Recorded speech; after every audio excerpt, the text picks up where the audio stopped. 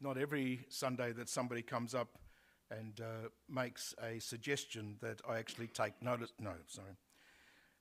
After Mass last weekend, one of the parishioners at Kingston asked me if I thought that what I said at the end of Mass and how it might actually be misinterpreted, that is sending a conflicting message to what I've been preaching in my homily.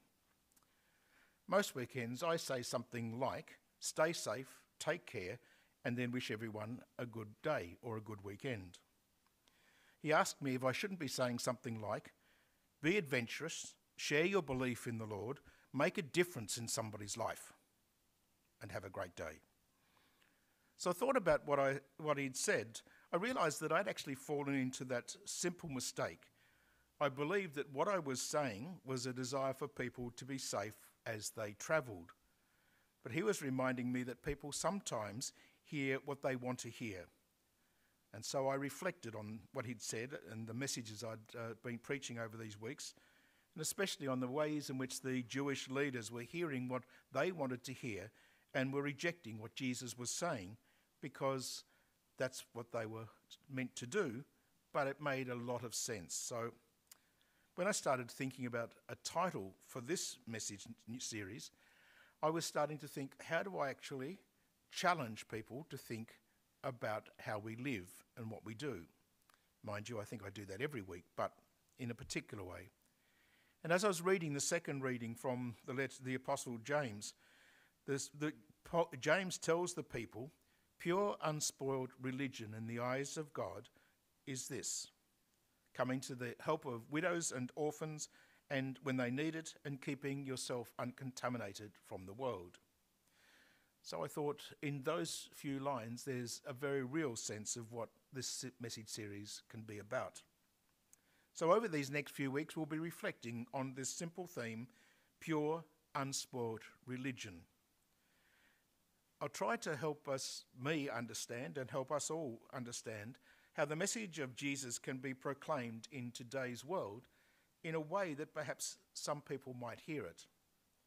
Now, most people hear and understand the word of God according to where they are and how their situation is at any particular time and place. We know that there have been many who no longer belong to a faith community for a number of reasons. The scandal of abuse, a sense of rejection, a loss of trust in church leaders, or even just a change, a lack of faith. In fact, after a funeral that a number of us were at yesterday at Belrive, one of the sisters of the deceased came up to me and she simply said, I envy you your faith. So there's a lot of people who are searching for something and just don't know where to go and what does it mean for them.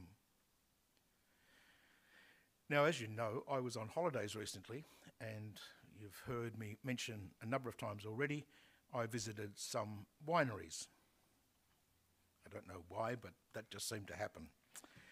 One of the winemakers that I spoke to said that his father, I get all sorts of stories from people just by chatting, but he told me that his father had abused his mother, and so the mother had left the father and got a divorce. Sadly, and hers isn't an isolated story, the local priest then came and told her that because she was divorced, she could not receive communion. 35 years or more later, she is now an elder of her local Baptist community and has left her feelings of rejection way behind. But after listening to the story, I felt compelled to say to Ray, could he, on my behalf and on the behalf of the church, pass on to his mother our apologies for the way she was treated, for the angst that was caused by that rejection. Now, by coincidence, God's grace, whatever you'd like to call it, I believe it was God's providence, I managed to run into Ray several weeks later at another event. And after he talked for a moment, he just looked at me and said, "You're the priest." And then he said that he had apologised to his mother and she had accepted the apology. Neither of us had thought we would ever see each other again.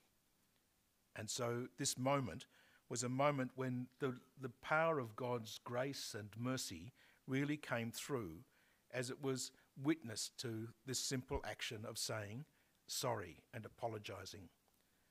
The way of God, this pure, unsport religion we're talking about, is that it has to be more than just words.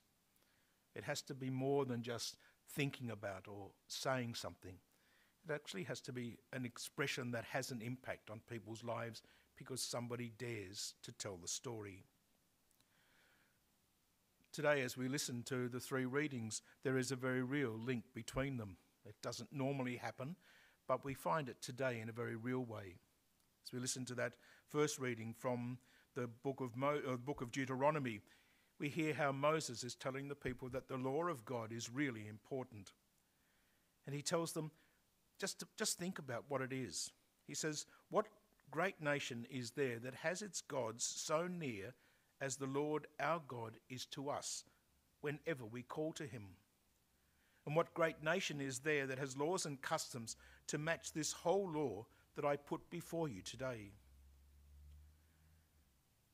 Now we'll see in the gospel passage that sometimes that's a starting point, but frequently human intervention destroys what was the spirit of the law, because we know that there were now 613 commandments by the time Jesus was present, that the people had put together to make God's law more understandable.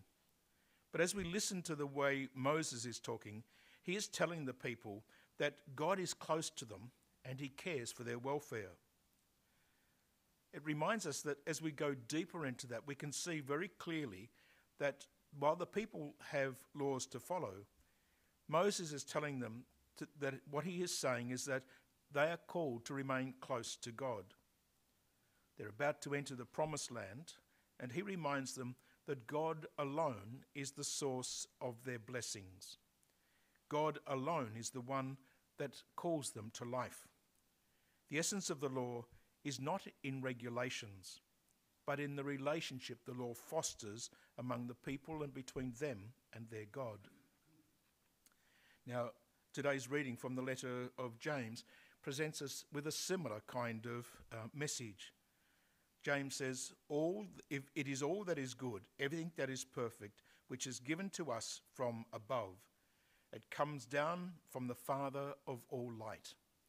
So God gives us everything we need, and his continual presence in our lives means that there is so much more than just living as his people.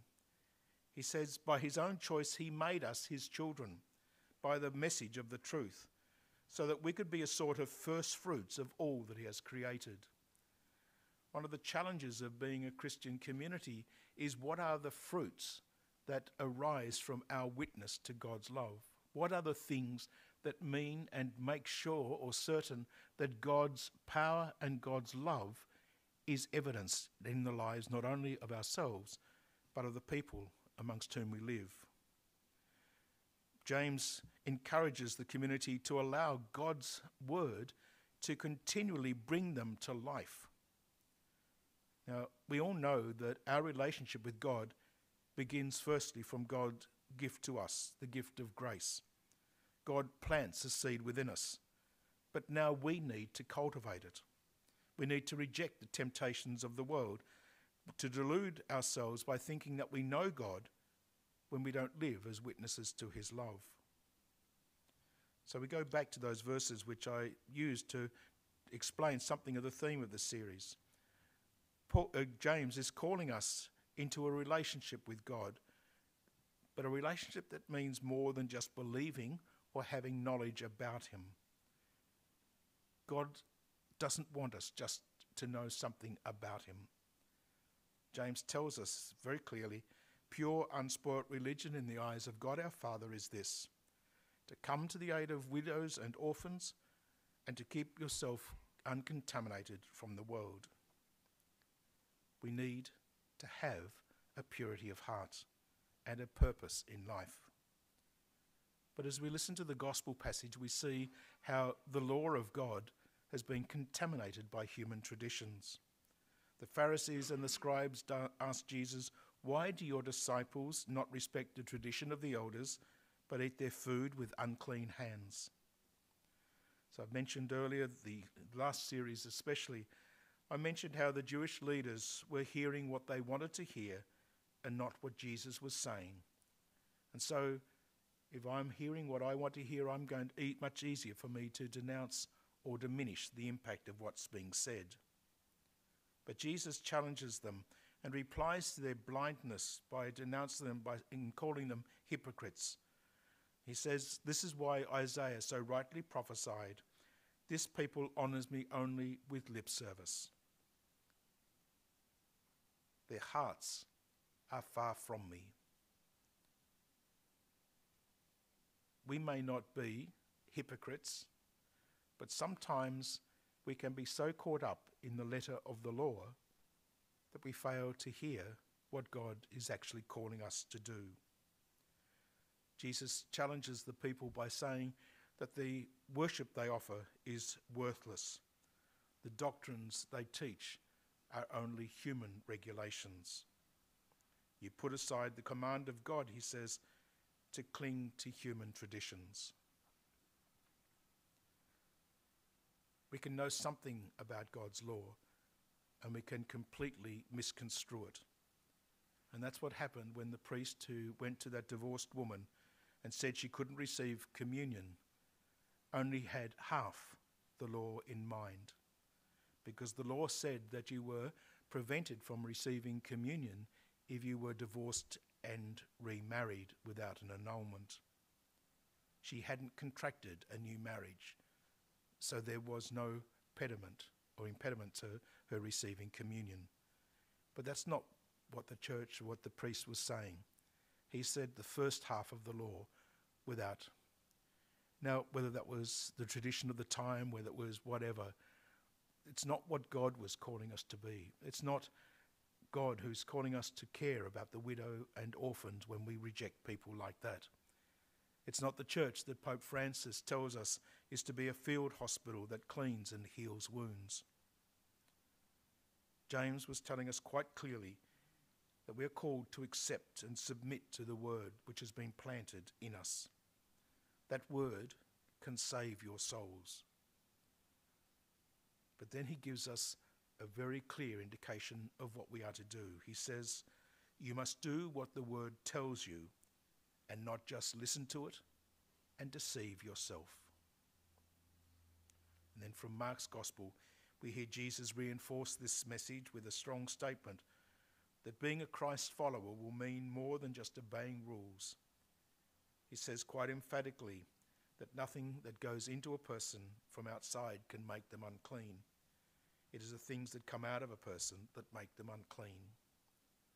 So we are called to be a witness to others, to be a gift of life to others, and to make a difference, because not only do we hear the word, but we bring the word to life by what we say and do.